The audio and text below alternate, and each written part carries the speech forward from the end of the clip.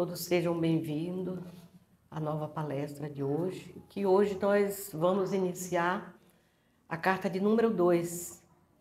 E essa carta, ele fala que ela tem, mais que lida, ela tem que ser ponderada. E existe uma necessidade muito grande para esse conteúdo. Ele nos alerta a necessidade para esse conteúdo da carta de hoje, que é a carta de número 2, página 63 a 66. Por que será que ele faz essa alerta com essa carta de hoje? Pelo seu conteúdo. E a gente, lendo a carta, a gente percebe a profundidade desse conteúdo, dos seus ensinamentos, tão profundos, tão verdadeiros, e que a gente, para assimilar esse conteúdo, nós temos que ler pausadamente essa carta, fazer parte da nossa leitura diária e com reflexões, com orações, para que a gente possa entender melhor tudo que contém nessa carta, diante da profundidade desses ensinamentos que ele nos transmite. E muitas vezes a gente sente que existe uma distância muito grande entre nós, Deus e Jesus. Muitas vezes tudo isso vem devido às nossas crenças antigas, daquele Deus punitivo, daquele Deus cobrador, e que a gente talvez não tenha o merecimento de se aproximar de Deus. E de Jesus também é a mesma coisa. Nos sentíamos assim, distantes. Mas depois dessas cartas, a gente vai percebendo que Jesus foi um homem igual a nós, com os mesmos defeitos, as mesmas necessidades, e passou por tudo aquilo que nós passamos, trilhou o mesmo caminho que nós trilhamos, e chegou o momento que ele se iluminou. Mas até chegar nesse momento, Jesus passou por muitas dificuldades.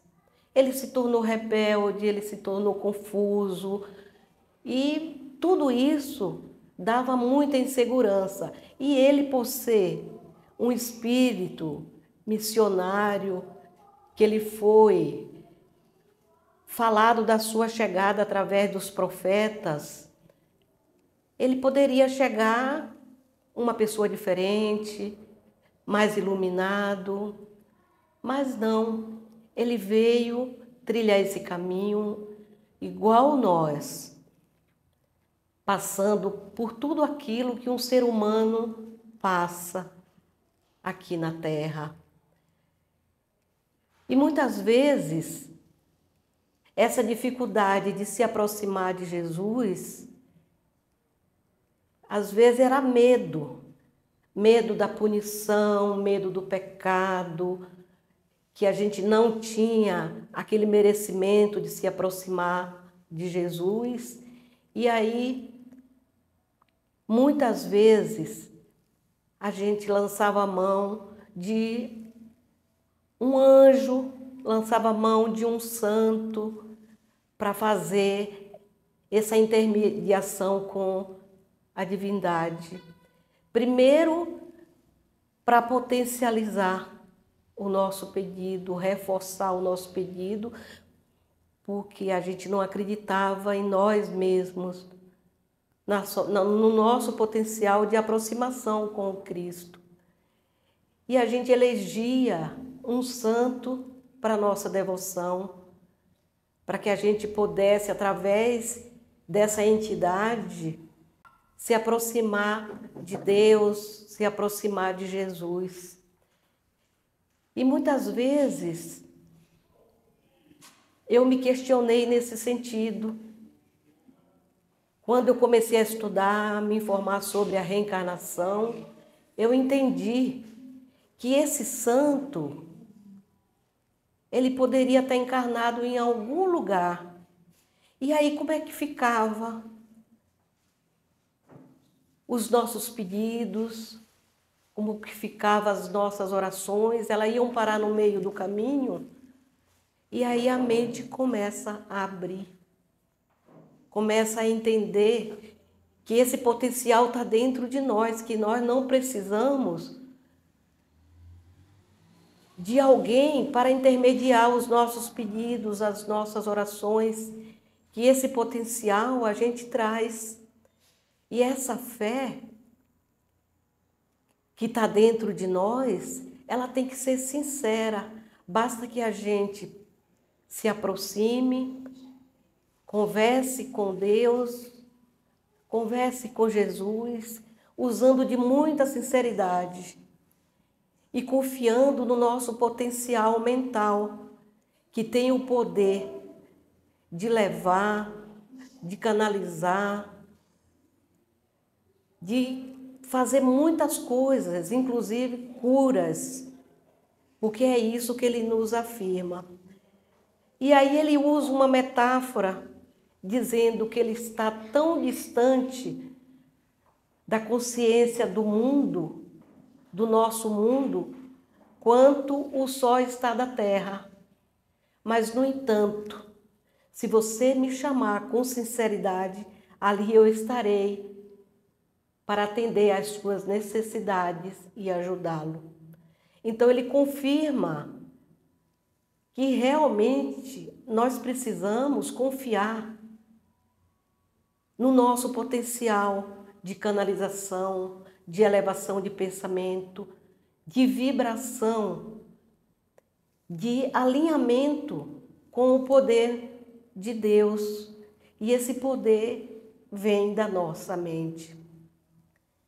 Ele fala que nem todos estão prontos para receber estas cartas, porque ainda não estão preparados para elas. E que muitos tentarão abafar essas cartas, esses ensinamentos, porque ela representa uma ameaça à religião de cada um, mas não terão êxito. Muitos receberão, inclusive, estas cartas com alegria, porque já está preparado, já sente que além das religiões do mundo, se encontra a verdade, a realidade da existência. E esses prosperarão e salvarão o mundo da autodestruição. E o que nós temos que entender com essas cartas, que vêm com o propósito de nos alertar, de abrir o nosso coração, abrir a nossa mente para esse entendimento, para se desligar de crenças antigas, de crenças limitadoras, de dogmas.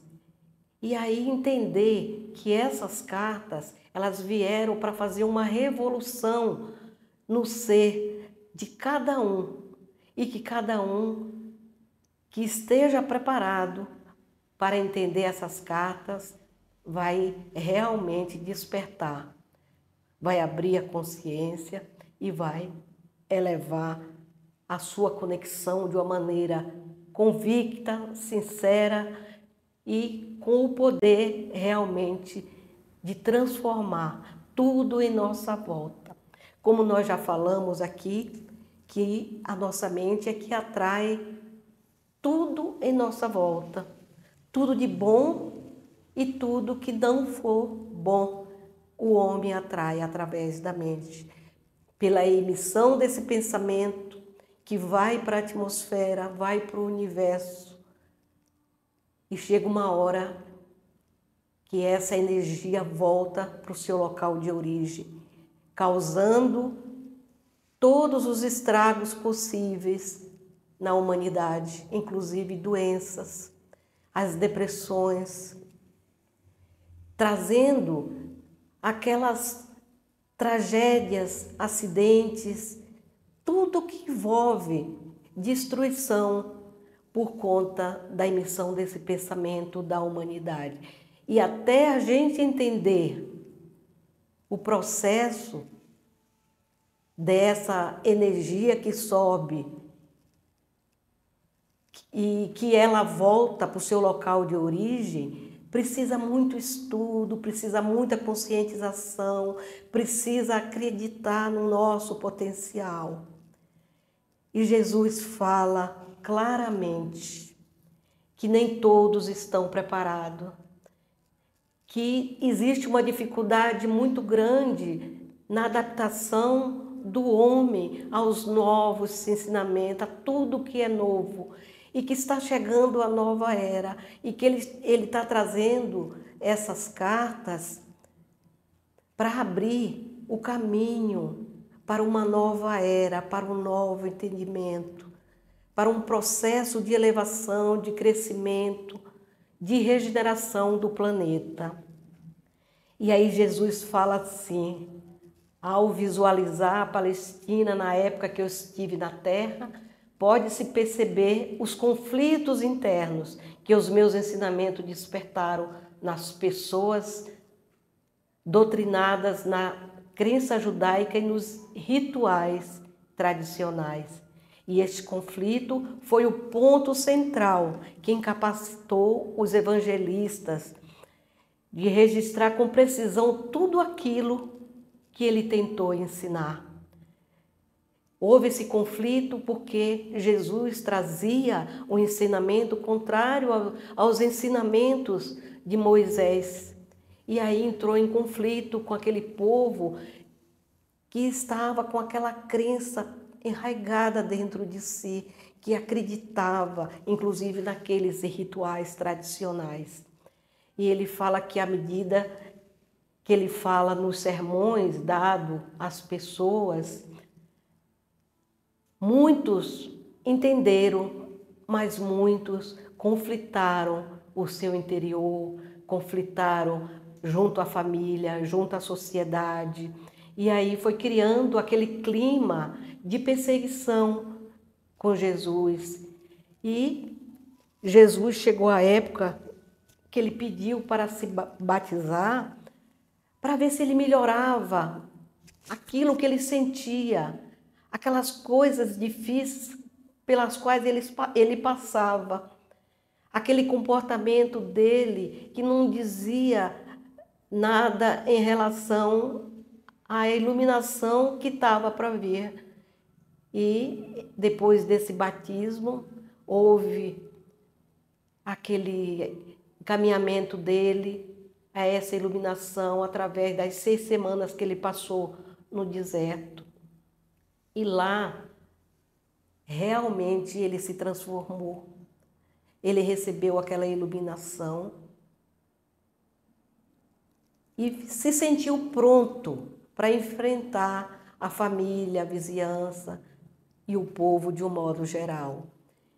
Então, depois que ele saiu do deserto, ele chegou o momento de voltar para casa, ele pôs o pé no caminho de volta para casa. E no caminho ele encontrou muita gente que insultava ele, inclusive, porque ele estava rasgado, sujo, pele queimada do sol do deserto, barba comprida, embaraçada, lábios rachados, olhos fundos. E ele estava numa situação de mendigo e assustava as pessoas. E muitas pessoas insultavam ele, chamando ele de sujo, imundo, preguiçoso. E ele, apesar de tudo, ele ainda abençoava essas pessoas e pedia ao Pai, sempre em oração, que olhasse por esse povo que estava realmente com a mente fechada, que ainda não tinha despertado para os seus ensinamentos. Então, à medida que ele vai andando, ele encontra pessoas também boas, os aldeões, e que acolhia ele, que dava alimento, dava pão, vinho e dava abrigo também, porque a caminhada era longa até a sua aldeia de Nazaré. E Jesus, em cada lugar que ele chegava, ele se comportava como um ser iluminado, sim, mas em nenhum momento ele falou da sua iluminação, dos seus poderes. Ele não falou nada. Ele queria chegar em casa e mostrar para a mãe dele a sua transformação, mostrar para os vizinhos essa transformação que ele teve no deserto. E ele foi realmente caminhando muito, e a cada passo que ele dava, a sua roupa rasgava, ela se tornava uma cor única pela poeira do deserto. E ele assustava, assim, as pessoas que passavam, que cruzavam com ele. E chegou um momento que ele entrou na sua aldeia, a aldeia de Nazaré. E ele confrontou com as pessoas que tiveram a mesma reação. Não reconheciam ele. E muitas vezes dirigia-se a ele com um verdadeiro insulto mesmo. Que a palavra mais ditada era preguiçoso. E Jesus suportou tudo aquilo, orou, pediu a Deus por esses irmãos que ainda não tinham despertado. E ele alcançou a casa de sua mãe, bateu na porta. E eis que veio uma irmã dele abrir a porta, porque Jesus tinha irmãos. E essa irmã dele não o reconheceu. Bateu a porta e saiu gritando à mãe que tinha um mendigo na porta, pedindo alguma coisa. E assustada, ela se recolheu. E aí é que veio a mãe de Jesus, abriu a porta e se impactou com aquela figura. Realmente ela ficou assustada com o que ela via, aquela figura de um mendigo rasgado, aquele mendigo que precisava de cuidado, precisava de alimento. E de início ela reconheceu que era o seu filho Jesus, que era o seu filho rebelde que voltava para o lar, e ela pôs ele para dentro, acolheu, deu banho, comida, deu um pouso para ele descansar. E a partir dali, a mente da mãe de Jesus se transformou, porque Jesus passou a demonstrar a sua evolução espiritual, a sua iluminação, bem no seio da família.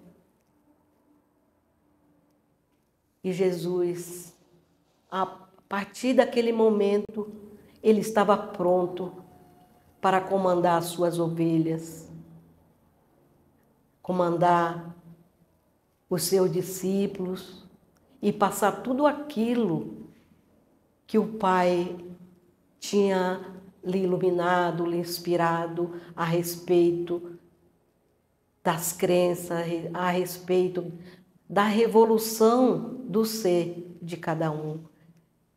E assim, nós vamos encerrando a carta de hoje, deixando Jesus no seu lar, ao lado da sua mãe, passando para ela todos aqueles ensinamentos que ele recebeu, toda aquela iluminação e a necessidade que ele tinha de sair e comandar aquelas ovelhas que Deus falava para ele. E a partir daquele momento ele se sentia um homem preparado, um homem iluminado e sabia o que ele ia enfrentar pela frente, pela condição do povo daquela época. Ele ia enfrentar as dificuldades do despertar da consciência daquele povo que tinha aquelas crenças bem solidificadas dentro do seu coração, da sua mente. E assim nós vamos encerrando essa palestra, pedindo a Deus que ela sirva para nos despertar a cada dia, a cada lida, e que a gente possa sorver esse conteúdo que ele tanto fala, esse conteúdo tão rico, tão profundo, para nos ajudar a crescer, a evoluir nessa caminhada de experiência aqui nesse planeta, que é a Terra. Muito obrigada.